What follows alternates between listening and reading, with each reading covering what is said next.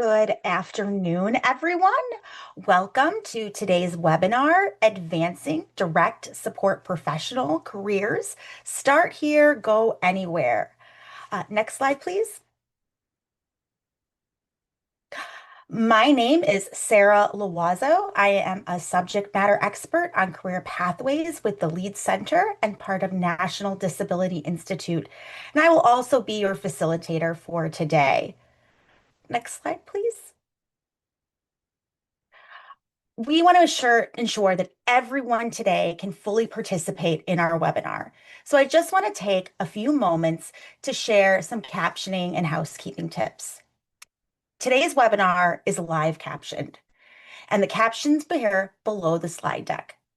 You also have the option to open the captioning webpage in a new browser, and the links have been posted in the chat box or will be momentarily.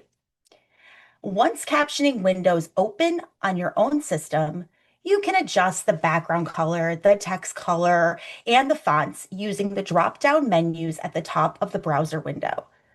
We suggest you position the window to sit right on top of the embedded captioning to allow you to see the screen itself. Today's webinar is being recorded, and the archive and supporting materials will be placed on the Lead Center website under recent and upcoming events within 10 business days. Next slide, please.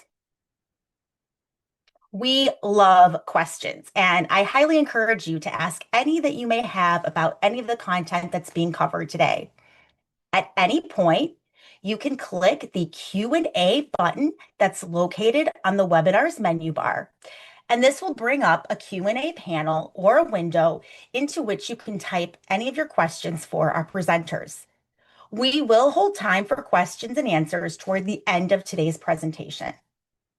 And at any time, if you are experiencing any technical issues or have questions for the technical support team, please let us know in the chat box below.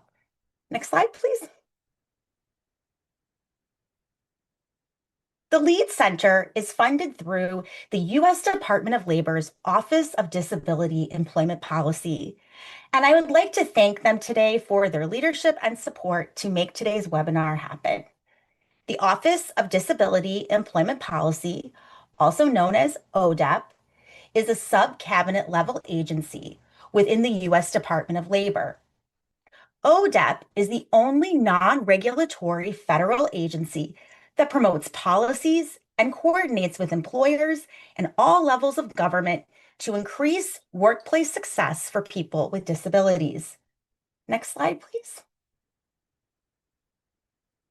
The mission of ODEP is to develop and influence policies and practices that increase the number and quality of employment opportunities for people with disabilities that meet the needs of America's employers. Next slide, please.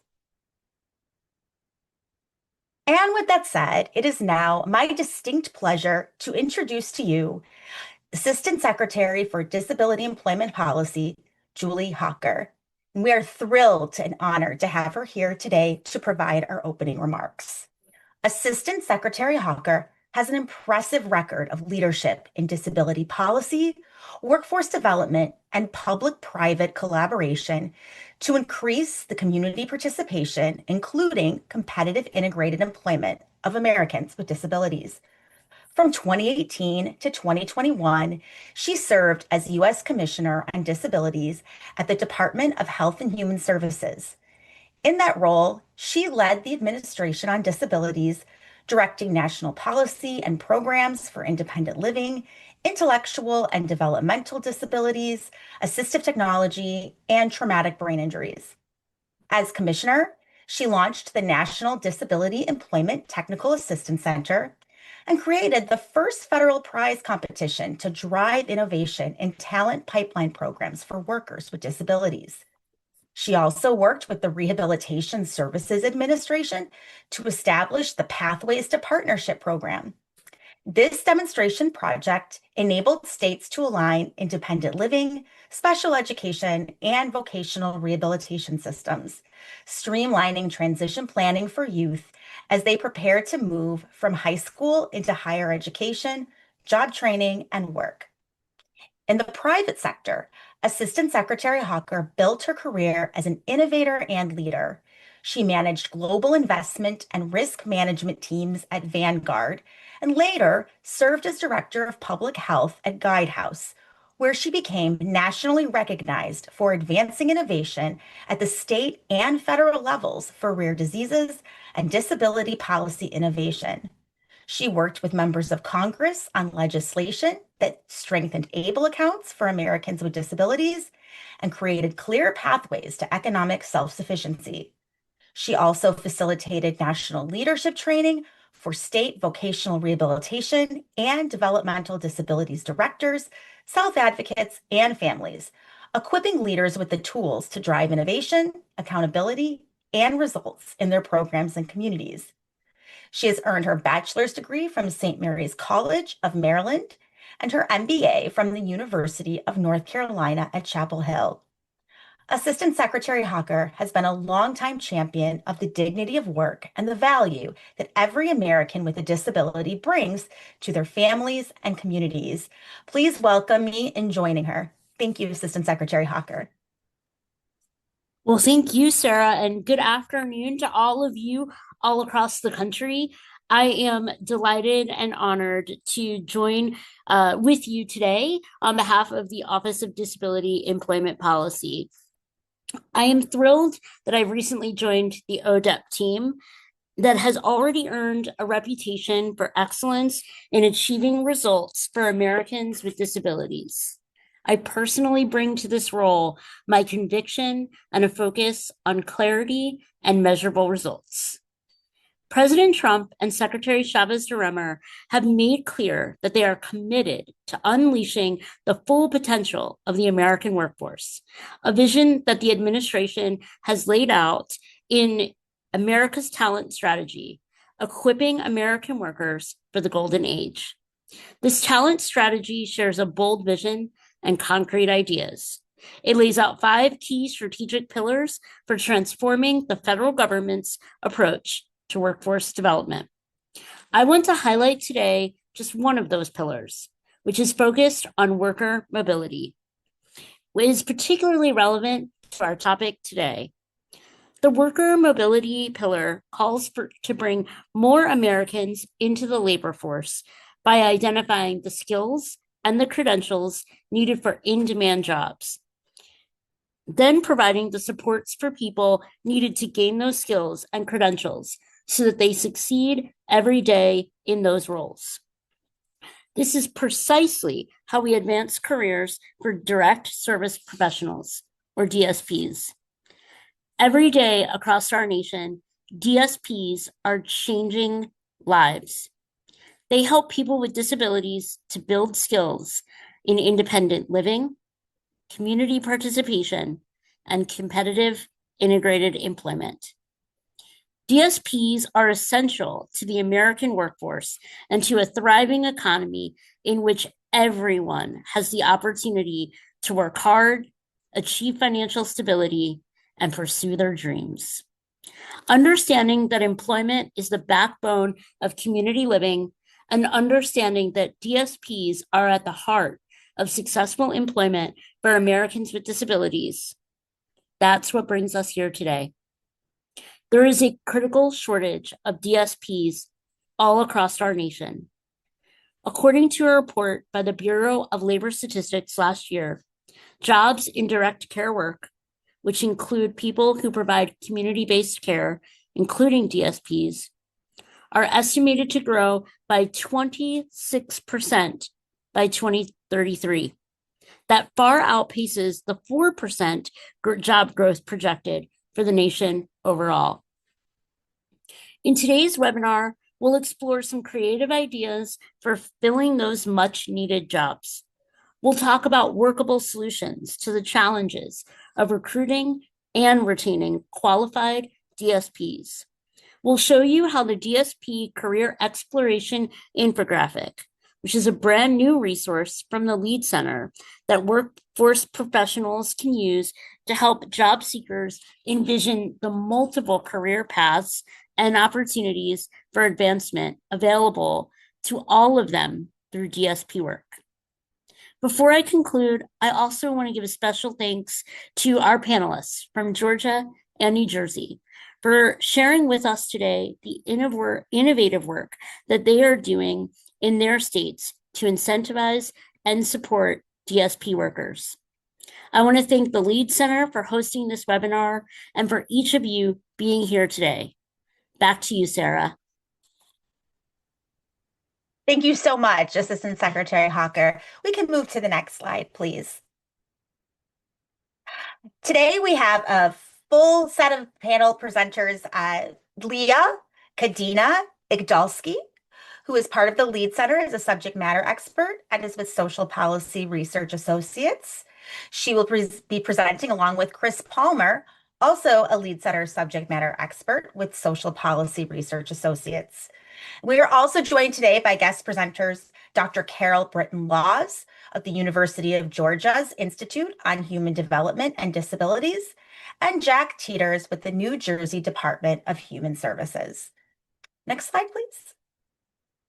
By the end of today's webinar, I really hope that we have a clear picture of the important role direct support professionals play and how their experience can open doors to careers in fields such as healthcare, education, and social services, among others. We'll walk through, as Secretary Hawker alluded to, our brand new Direct Support Professionals Career Exploration infographic. We hope you find it to be a valuable resource and practical tool for job seekers and workforce professionals alike.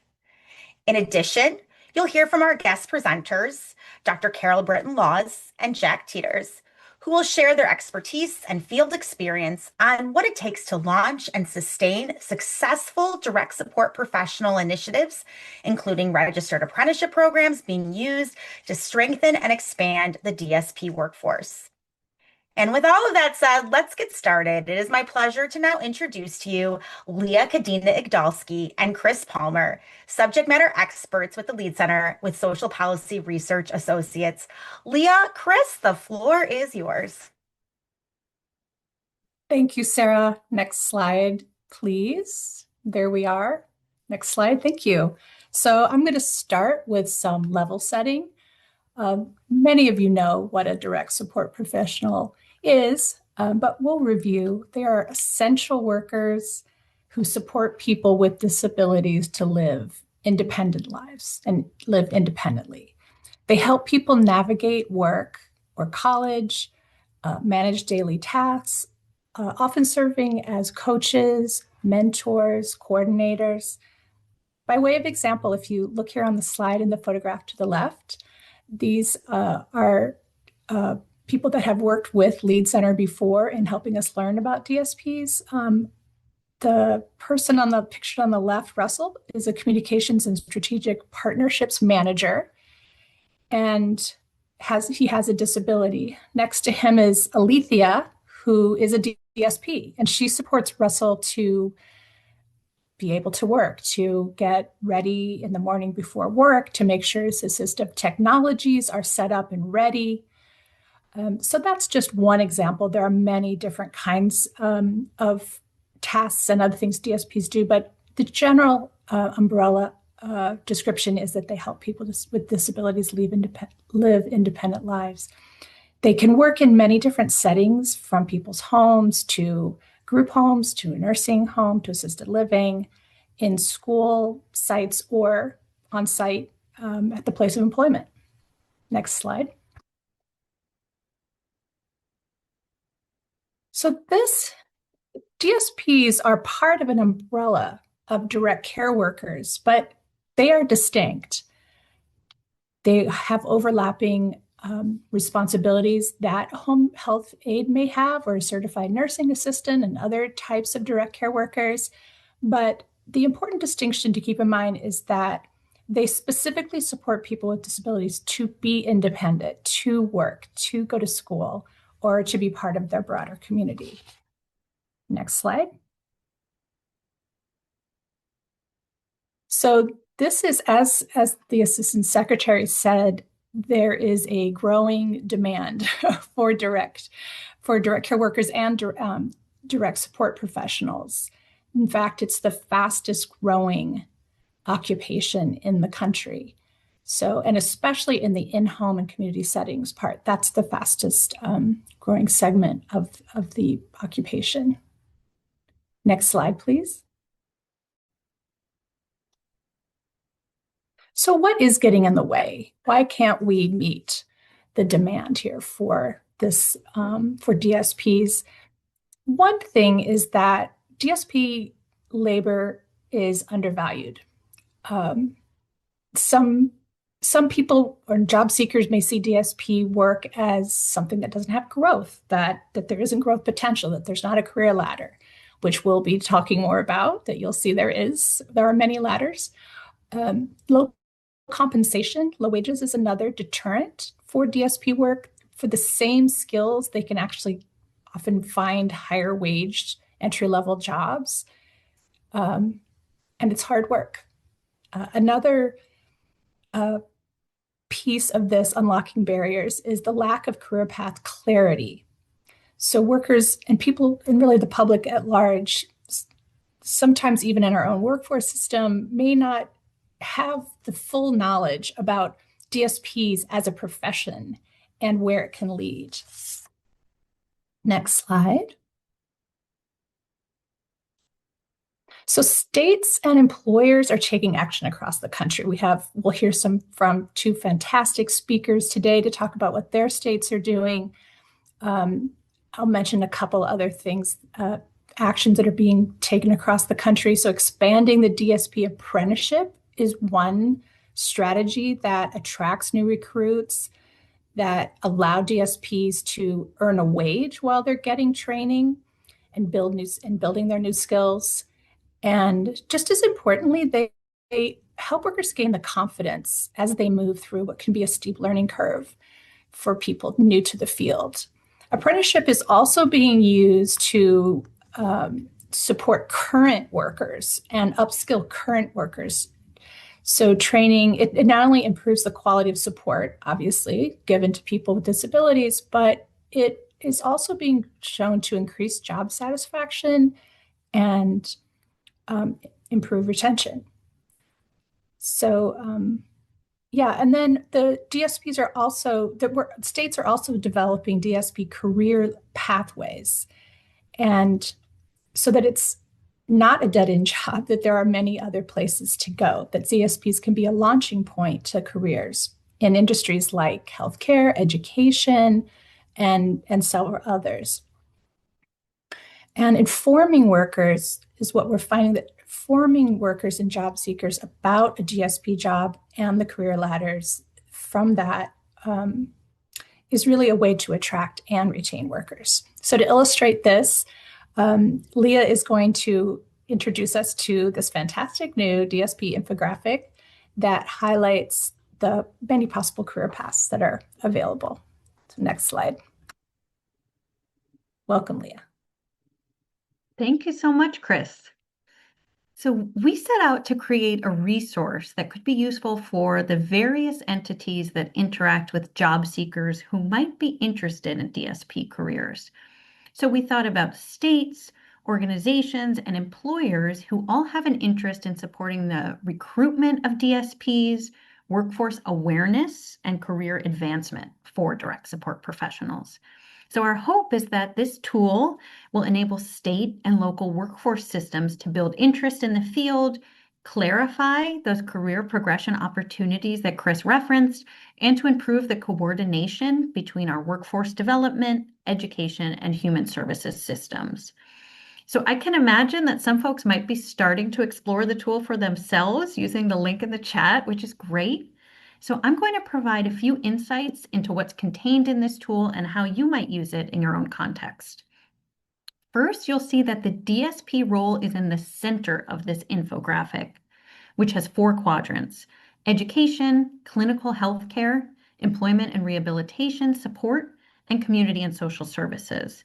And these are 4 of the key sectors for which DSPs build a strong foundation and relevant skills to consider pursuing additional training and continuing to build their careers. And within each of those 4 quadrants, you'll notice that each profession is coded by color and a certain number of graduation cap icons. And what that's showing is the level of education that's typically required for the role. You might also notice that careers are plotted on these concentric circles branching out from DSP in the center. And those circles represent the median salary for each of those jobs. So I just want to note that what you see here about the average education requirements and the median salary is all based on national numbers. So that might differ slightly in your local context and community. Another thing that I want to point out is that each of those career circles that you see on the infographic also includes a link to a page that describes each of those professions on My Next Move. So I would encourage you, as you're enjoying exploring this tool, to click through all of those links to learn about these various related professions. And of course, as has been referenced a few times, this is a really new tool that we're very excited about. So we look forward to hearing from folks on today's webinar about the ways that you're using it in your local community, and also if you have questions or needs for assistance in using it within your context, we'd love to connect with you. Next slide, please. So we hope that that DSP Career Exploration infographic we just shared will be useful to the workforce system in supporting job seekers. And through our work, we've had the opportunity to connect with many providers, and we've heard that there are many provider agencies out there that are struggling to maintain consistent staffing levels of DSPs, but they might not be sure what exactly to do about it. Many providers feel alone in this continuous struggle to recruit and retain DSPs. And they might not consider the role that the workforce system can play in supporting them to address these issues. But in fact, there is a critical role for the workforce system to play. And specifically, there's a role for American Job Centers, or AJCs. AJCs go by different names in different parts of the country. They're sometimes called a one-stop center, but the title might vary in your state. But whatever they're called in your local area, AJCs are the core delivery system for the Workforce Innovation and Opportunity Act, which you'll often hear called WIOA or WIOA. And WIOA is a federal law which is designed to help job seekers to access training, education, and support to find jobs, and to help employers to find the skilled workers that they need to fill critical roles. Local areas have the ability to target occupations to be prioritized for placement based on jobs that display high demand and have shown strong growth in their local area. As illustrated in the Career Exploration tool and our discussion today, DSPs are certainly in high demand, and work as a DSP builds the foundation for multiple professions. So in fact, there are ripe opportunities for workforce systems to collaborate with disability and human services systems within their region or state. Next slide, please. So before we get to our state speakers, who we're all so excited to hear from, we just wanted to share a few of those opportunities for the workforce system, and specifically American Job Centers, to support both DSPs and DSP employers. First is the role for AJCs to connect job seekers with registered apprenticeships, which combine paid on-the-job training with related technical classroom instruction to develop highly skilled workers, resulting in a nationally recognized credential upon completion of the apprenticeship. And you're going to hear about one example of a registered apprenticeship for DSPs in just a few moments. AJC staff can also support employers to develop customized on-the-job training, also known as OJT, for potential DSP workers. And of course, at their core, AJCs play a critical role in connecting Americans who have consistently faced barriers to employment with employers, and then supporting employers to access federal tax credits where relevant, such as the Work Opportunity Tax Credit. So those are just a few of the ways that AJCs can support DSP employers. And we know that to address the persistent challenges of DSP recruitment and retention, it takes deep and meaningful collaboration across multiple agencies. Next slide, please. So with that foundation set, I am thrilled to introduce our two state speakers today. First up, we will hear from Jack Teeters, who is the Aging and Disability Services Policy Advisor for the New Jersey Department of Human Services, where he supports policy development and implementation in the divisions of aging, disability services, developmental disabilities, and deaf and hard of hearing, as well as the Commission for the Blind and Visually Impaired. Prior to his work in the Department of Human Services, Jack worked for the Office of Governor Phil Murphy as a policy analyst and worked in the nonprofit sector, designing and supervising employment and college readiness programs for youth. Jack earned his MA in public policy from Rutgers and his BA in psychology from Drew University. After Jack, we will hear from Dr. Carol Britton Laws, who is a clinical professor and director of instruction for the Institute on Human Development and Disability, where she leads the University of Georgia's Disability Studies Certificate Program. She is the founding director of the Direct Support Professional Training and Assessment Program, which is the first standardized exam-based credential for DSPs in the country. Prior, she chaired the National Alliance of Direct Support Professionals Accreditation and Credentialing Work Group, where she led the development of accreditation processes for educational programs for DSPs. She serves on the National Advisory Board for the College of Direct Support and also serves as Director at Large for the board of the American Association for Intellectual and Developmental Disabilities. She earned her doctorate in social work from UGA and her MSW from Rutgers University. And with that, I will hand it over to Jack. Thank you, Leah. And hello, everyone, and thank you all for attending today's webinar. Really excited to talk to you about some of the work that we've been doing in New Jersey to not only empower direct support professionals, but also help transform DSP work and the work of other direct care roles from being seen only as a job to being seen as a long-term career. So New Jersey's taken many steps to support DSPs over the last several years, and we're proud to say that we've recently completed our direct care workforce strategic plan, meaning that we've been giving this particular issue a lot of thought throughout the process of this plan's development. Today, I'm excited to share some of the lessons we've learned throughout the process of developing the strategic plan and highlight some initiatives we've launched that can either help DSPs or be adapted to support this workforce in the future. Next slide, please. Firstly, just to provide a quick overview of what we do at the Department of Human Services in New Jersey, DHS offers a broad range of services and supports to New Jersey residents, including food security programs, mental health and substance use disorder treatment, services for aging residents and residents with disabilities, and health insurance for over 2.2 million New Jerseyans. We also offer direct care services specifically through a number of programs, including programs like our Jersey Assistance for Community Caregiving and our Personal Assistance Services program, which both offer access to personal care assistance for older adults and individuals with physical disabilities. We also have our Community Care and Supports programs, both waiver programs within our Division of Developmental Disabilities that help individuals with developmental disabilities access direct support services, group homes, and more. These examples really only scratch the surface of what we do at DHS, and we rely heavily on direct care workers to operate these and other crucial programs throughout our department. Next slide, please. So as I mentioned earlier, DHS has also been working on a direct care workforce strategic plan as part of our participation in a technical assistance project with the Direct Care Workforce Strategy Center. As of last week, this plan is now available, and I'll make sure that that is shared with today's attendees.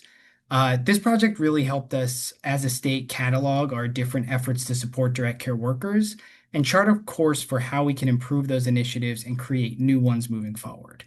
The process of creating this plan also taught us much about the successes and challenges of creating initiatives that support care workers, and I wanted to touch on a few pillars of our overall strategy in my presentation today. Next slide, please. The first thing that we realized as part of this process is that we already have a significant number of programs available to support direct support professionals and other care workers in the state. But our care workers, and in many cases our own state agencies, were not aware of these supports or basic information on how to enter the field of becoming a direct care worker or how to find DSP jobs. To combat this, we established the Jobs That Care website in New Jersey, a collaboration with the Boggs Center on Developmental Disabilities. This website is designed to guide individuals interested in becoming a direct care worker and entering the workforce, and includes details about direct support work, how to obtain training, and how to connect with meaningful employment. We coupled this website with an advertising campaign, reaching millions in the state, and throughout our work in the strategic plan, we're also endeavoring to expand the site with new direct care careers and information on support programs available to workers, like loan redemption programs and job search tools. So support programs and initiatives will have minimal impact on workers if they're not aware of them. And so we consider information sharing and awareness raising a key part of our overall strategy to build the direct care workforce. Next slide, please. Another key pillar of our strategy in New Jersey is the development of incentive programs to aid with both recruitment and retention. So while we have many of these operating, I wanted to spotlight just a couple today. The first is our Home and Community-Based Services Loan Redemption Program, which is designed to help retain workers by offering $50,000 of loan redemption to workers in key fields, including mobile crisis workers that respond to children with behavioral health difficulties and workers employed by our Division of Developmental Disabilities. Loans in this program are tied to a year of service, serving our retention goals, and we reached over 450 home and community-based services through this program. This one thing I want to point out about this program that's important is that although it is aimed at people who have a higher degree, it was open to a lot of different workers, even if they did not have a degree requirement. And this is often something that can encourage people to pursue more education in their career and to advance their career through additional credentials and training. Next slide, please. Secondly, aimed more explicitly at direct care, we established a CHHA career program, which provides scholarships for people to undergo CHHA training, mentoring opportunities, and specialized training for existing CHHAs that want to further skills in areas like mental health first aid or dementia care. We've seen very high engagement and interest in these programs, underlining the importance of incentive programs in keeping and recruiting workers, and we hope to adapt these successful models to other direct care professions, including DSPs. Next slide, please. The third pillar I'll discuss today is our effort to expand career pathways and trainings for direct care workers. Direct care workers, as mentioned before, often see their roles as jobs and not careers, deterring them from staying in the field as they see no avenue to learn new skills or advance to new positions. DSPs don't have a uniform credential recognized nationally or at our state in New Jersey, and so they're particularly vulnerable here, which is why we've targeted them with multiple programs upskilling in New Jersey. So for example, earlier this year, we released grants to DDD provider agencies to cover the cost of training DSPs to earn their NAD certification, a certification for individuals with a dual diagnosis of IDD and a mental illness. And through our Office of the Secretary of Higher Education, we also worked with our Community College Consortium to create a career development program for DSPs, which included stipends, in-depth training, and internships with local employers offered through select community colleges, creating a pathway to continued learning in higher education. Next slide, please. And our Department of Labor has also established the GAINS program, providing apprenticeship funding to non-traditional sectors, which includes funding to offset training costs and apprentice wages. Current apprenticeship programs in that GAINS program include training for CHHAs and CNAs, and we're exploring options to expand into other direct care roles, including direct support professionals. Incentives are a great way to recruit new workers, but if we want DSPs and other care workers to remain in the field, it's really essential that we make it clear that direct care can be a career where workers can continue to grow and advance. Next slide, please. And finally, I really think it's important to mention that beyond any one program or initiative, perhaps our most important pillar is our engagement across our state agencies. As part of the process of developing our direct care workforce strategic plan, we collaborated with 7 other agencies, recognizing that without considering the full spectrum of factors influencing direct care workers, we cannot come up with a truly comprehensive solution. We often think of these professions as belonging to the worlds of health or human services exclusively, that education, workforce development, and licensing all play important roles, and we needed agencies covering all of these issues to fully develop our plan. This is why we included partners from higher education, like our Higher Education Student Assistance Authority, our Division of Consumer Affairs to cover issues like licensing, as well, of course, as our Department of Labor, who really tackles the workforce and workforce development holistically. Our collaboration is really what brought our efforts together on the strategic plan. And now that we as agencies all have a better understanding of our roles in this space, we feel a lot more well-equipped to continue these collaborations into the future. So with that, I think I'll hand it back to Leah. I want to thank everybody for having me here today and look forward to answering your questions and hearing your thoughts. Thank you so much, Jack. And up next, I will turn it over to Carol. Wonderful. Thank you so much. And thank you for having me today. I'm Carol Britton-Laws, and I'm here to represent our Georgia Department of Behavioral Health and Developmental Disabilities, as well as the Institute on Human Development and Disability, which is the University Center for Excellence at the University of Georgia. And similar to the projects we just heard from in New Jersey, ours was a partnership between our DD agency, the USED at UGA, and a number of support provider organizations, as well as other stakeholders in the workforce development space. I'd like to first acknowledge Ashley Caseman, our Director of the Office of Medicaid Coordination and Health Systems Innovation at DBHTD, for her ongoing support and commitment to these projects. She was instrumental in helping us to launch our 3 pilots that we will talk about in just a moment.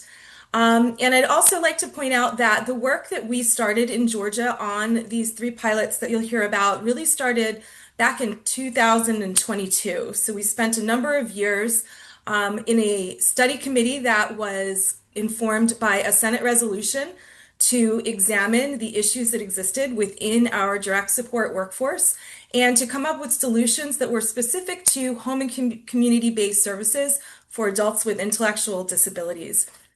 This yielded a workforce work group that began convening in 2022 to inform state initiatives. And with the rollout of the ARPA, or American Rescue Plan Spend Act, we were able to then institute some of those initiatives and fund them through our ARPA Spend Plan, which began in 2023 and just wrapped up in October of 2025. Next slide. Thank you. So to provide you with a bit of an overview, we decided, with the collaboration of our Department of Behavioral Health and Developmental Disabilities, to pilot 3 separate, undistinct, but yet related, competency-based certification pathways to assess knowledge and skill in our direct support workforce that support adults with IDD in community-based settings. The need for 3 pathways was informed by the National Core Indicators State of the Workforce Survey that indicated that Georgia was lagging behind national averages in terms of DSP retention and high vacancy rates. And we'd selected 3 pilot pathways by 3 different factors. The first was our provider network in Georgia had already begun using the NADSP eBadge Academy, which is a certificate program that is provider driven and internally administered to incumbent staff. So we wanted to recognize the work that had already gone in there. Our Department of Labor, as we heard earlier, was interested also in the DSP apprenticeship model that had been newly designed and nationally improved. And they were interested in piloting that as well for new hires, as well as rewarding seasoned staff who became mentors in the Department of Labor apprenticeship model. And we've also experienced a growth of participant direction during the COVID pandemic, as many states did. And we wanted to create a certification opportunity that stood outside of that provider system and would be important for increasing equity across employers and for families who were employing staff in participant or self-direction to offer them equal credentialing opportunities.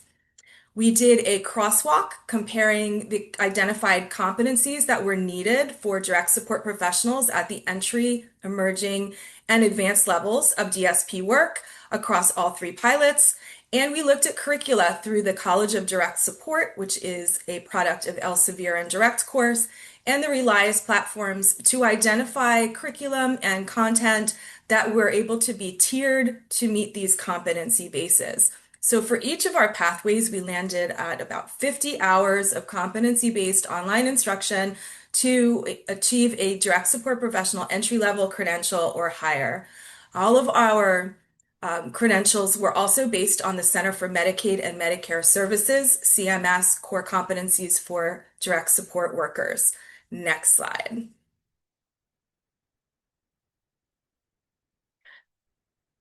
As it relates to our pilots, we also had a number of similarities in terms of the number of DSPs we were initially planning to support. There was no cost for any DSP to participate in any of the pathways to certification. And for those who earned a certification, regardless of the pathway, they were given a one-time bonus or stipend. And you can tell that the numbers of our stipends were fairly significant. For the completion of a DSP1 certification, the DSP received a $6,200 bonus so that it would equate to about $5,000 after taxes. For moving forward in the career path pipeline and earning a DSP2, they earned an additional $1,240, or what would equate to about another $1,000 after taxes. And for a DSP3, again, another $1,240 bonus was provided. All of the bonuses were provided through a fiscal intermediary that went directly to the DSP, not to their employer. And we received amazing feedback from DSPs about how this bonus structure really changed their life and helped them to think about themselves as professionals and move forward in their careers. Each of our pilots sought to support 200 DSPs initially, but expanded significantly in 2025. And I'm happy to share with you our final numbers shortly. Next slide, please. So I mentioned competencies and competency-based certification as being important for all three of our pilot pathways. Competencies we know have been researched and are built into workforce development strategies that can improve recruitment and retention of DSPs in this space. The workforce can then be tested against these competency areas for the knowledge, skills, and attitudes that they need to support a wide array of people with intellectual and disabilities to be engaged in their communities and to support them across service settings, whether they are residential supports or employment-focused supports.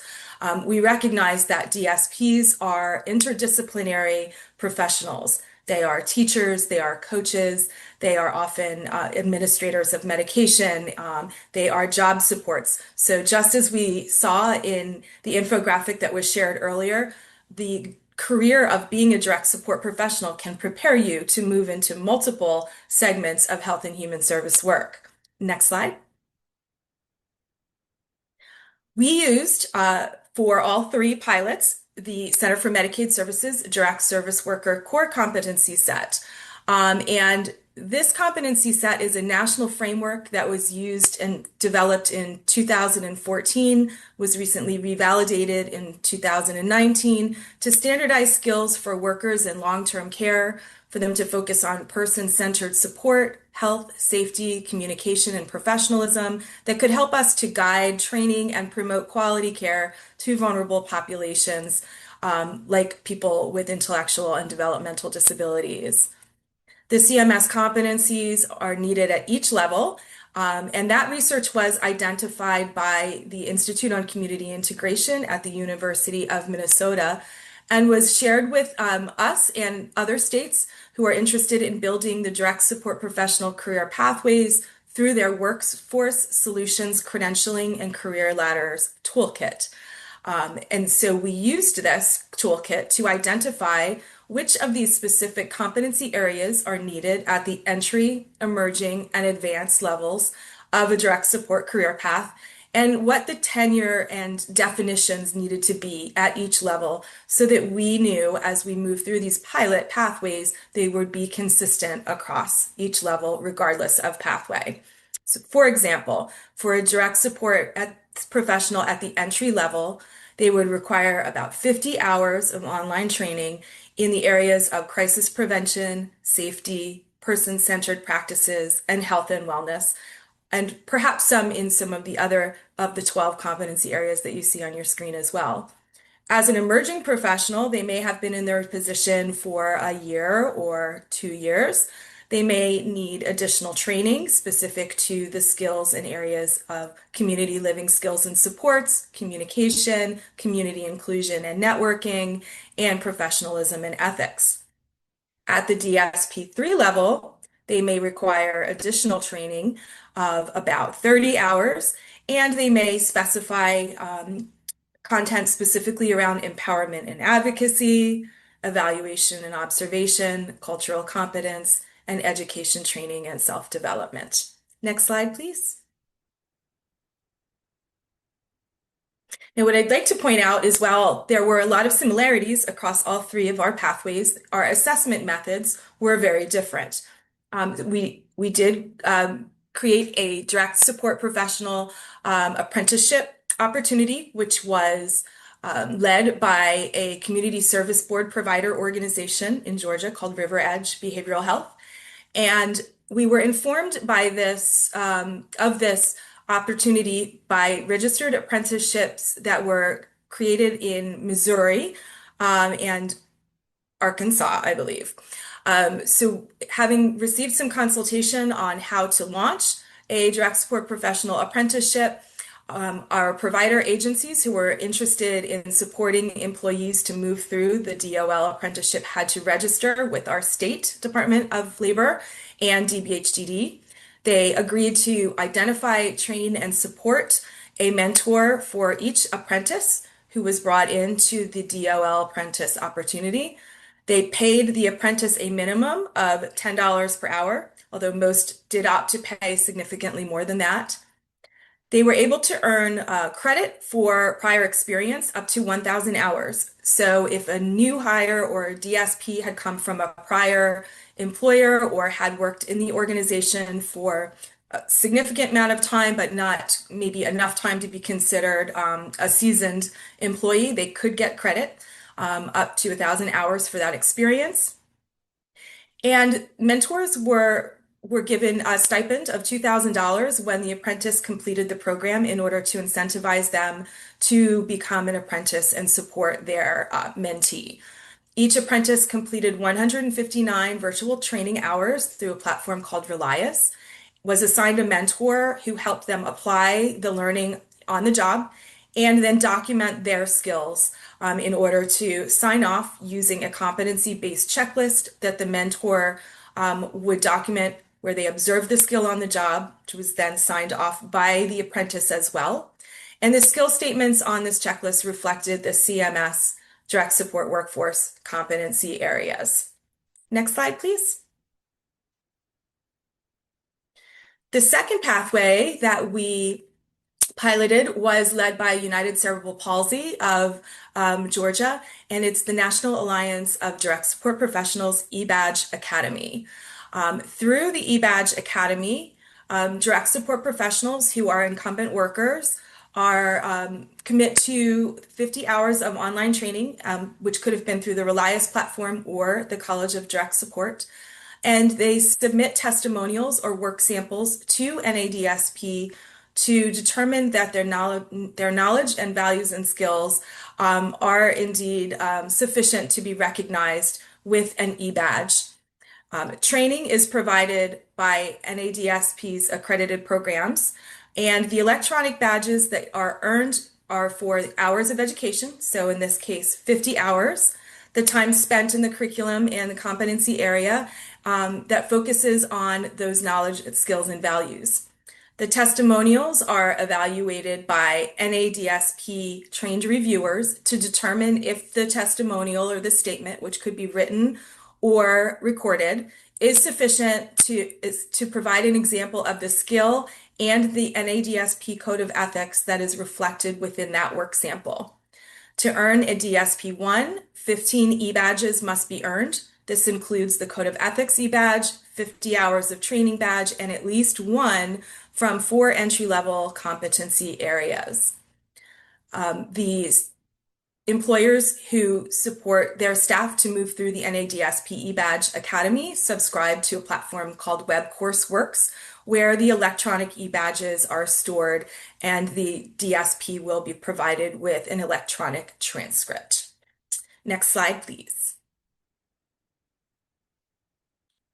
The final pilot pathway that we piloted was the new innovation, the new kid in town for DSP assessment, which I led the development for. It was informed by the Institute on Credentialing Excellence and the National Commission on Certifying Agencies Accreditation Standards.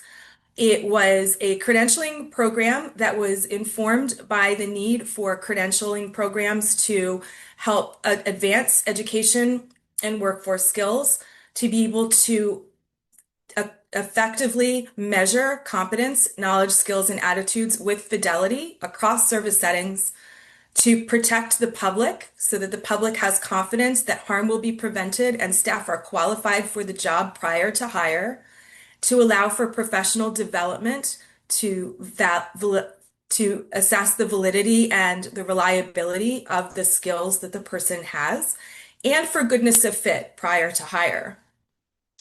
Ours is an exam-based certification option for employees who are already working in the field, regardless of employer, those who are in self-direction or participant direction, and also for those who are interested in working in the field. It's designed to reflect the direct support workforce competencies and the direct support professional toolkit job descriptions. We met with state and national subject matter experts who were convened to write items, to validate the exam, and to set the cut score. The cut score represents what number of points someone needs to earn on the exam in order to be considered minimally qualified for the job. And in glancing through the list of attendees, I see a number of our national subject matter experts on this call. So thank you so much for your support. Items were weighted by an exam blueprint, which was informed by how frequently skill was needed on the job and how critical it was to prevent harm. People receiving support and provided input into this blueprint, as did current DSPs who helped validate situational judgment scenarios that were added onto both exam forms. We developed a Direct Support Professional 1 entry level and Direct Support Professional 2 emerging level exams in consultation with a psychometric company called Measure Learning. The exams were offered through safe online, remote proctored portals, so they could be taken anywhere at any time. We would be notified by the exam proctor if they suspected that there could have been any type of cheating. And they were administered through a secure portal so that the exams could not be saved or shared. We included in our pool of pilot learners, folks from participant direction and people who were seeking employment as direct support professionals. Both of our exam forms were found to have performed within acceptable thresholds for certification exams and to be psychometrically acceptable. So we were very happy about that. We will be seeking to go up for NACA accreditation in 2026. Next slide, please. So how did we do? This table shows our certification pilot outcomes as of, actually, this is the end of October 2025. So you can see here for our eBadge Academy, we had a total of 194 direct support professionals earn at least the DSP-1, but many of them moved forward to the DSP-3. For the Department of Labor apprenticeship model, we had 269 direct support professionals earn their DSP-3 level, which is considered to be the completion of the apprentice program, and others were in progress. You can see from the DSP TAP, we had 426 direct support professionals who earned the DSP1, and 260 of them went forward to earn their direct support professional level 2 certificate as well. So in total, across all three of our pilots, we awarded 1,351 certificates to direct support professionals within the state of Georgia in just over maybe 18-month period of time. Next slide, please. Okay, so for our final slide, we had external evaluation to take a look at our direct support professional programs, and we found that across all three of the pilots, organizational satisfaction was at 100%. Direct support professionals who participated in our pilots showed that they also had very high levels of satisfaction with each of the pilot projects. 87% for the eBadge Academy, 90% for the Department of Labor, and 98% for our online direct support professional training and assessment program. In terms of impact and retention, direct support professionals intended to stay in the field for 6 or more years at high levels for all three pilots as well. Direct support professionals also felt that they were better equipped to provide high quality supports, 98 to 100% across all three pilots. What's next for us is to continue to build the direct support professional training and assessment program to begin to offer it to additional staff in participant direction and begin targeting recruitment through the American Job Centers, high schools, and community colleges to allow for people who are non-traditional to enter the workforce, which could include people with disabilities or perhaps younger workers. To earn a credential and then find suitable hire at a wage that shows their accomplishment of earning the certification in Georgia. And we are currently working with our Department of Labor at looking at expanding some of these pilots and having our final evaluation reports in 2026. Thank you.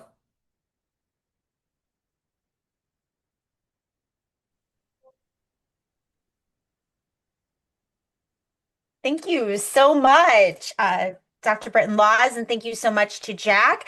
I learned so much, and we have so many great questions in the Q&A box. I wish we had time to answer them all, but we only have a couple minutes left, so I thought I would ask at least just the one that's on here, the first one, because I think any of you could answer it, and it is a question that I think a lot of people probably have, which is, what are some strategies you can recommend to help direct support professionals see this work as a long-term career rather than an entry-level job? And I will leave it to anyone on the panel.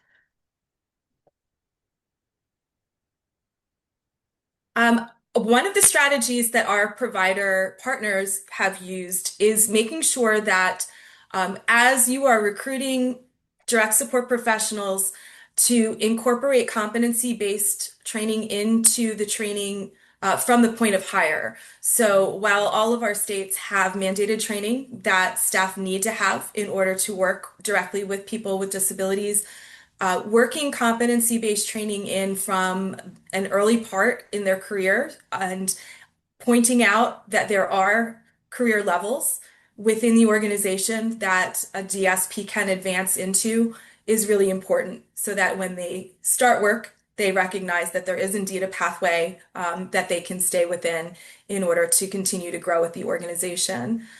One example of that is within our DSP TAP project, we are now looking at how to support direct support professionals from the DSP3 level to become developmental disability professionals, which typically requires a bachelor's degree. But we're writing our new exam blueprint to be able to reflect the knowledge and skills that they will need in that position, that they might be able to move into it in lieu of a bachelor's degree if they have the years of work on the job. Oh, I love that skills-based way to get people to move forward. Thank you so much. I wish we could, there are so many more questions. I wish we had more time to answer them, but please feel free to continue asking the chat. If there's any way that we can get those responses out to you, we will. But fortunately, we're about wrapping up for today. If we can move to the next slide. I just really quickly want to know if this was interesting to you, if you're interested in your state working on direct support professional career pathways and helping people with disabilities engage the workforce system. We offer technical assistance. So here at the Lead Center, we are a WIOA Technical Assistance Center funded by the Office of Disability Employment Policy through the Department of Labor. And we are here to help you. Whether you're workforce professionals, American Job Centers, workforce boards, anyone related to WIOA that wants to serve people with disabilities, reach out to us. We would love to support you. And there should be a link about technical assistance that is sent to you in the chat. I'm going to move to the next slide. Yes, I would encourage you, please. We also have an email. It's info@leadcenter.org. Please reach out to us. We would love to hear from you and support you in any way we can. Next slide. I also would highly encourage you, if you haven't already done so, sign up for updates, subscribe to the Lead Center website. It's leadcenter.org. We always have new things. Please, visit our website, infographic. I know we'll have this webinar archived in about 10 business days. We have a newsletter that comes out periodically. You don't want to miss our updates. So please subscribe to our website. And on the next slide. We would also encourage you to follow us on all of our social medias, whether that's Facebook, X, LinkedIn, or YouTube. Please visit us there and follow us. And with that, on behalf of the Lead Center, and thank you to all of our presenters today and Assistant Secretary Hawker, I want to thank you all for sharing your expertise. I appreciate you being here, and I hope all of you have a wonderful rest of your day. Thank you.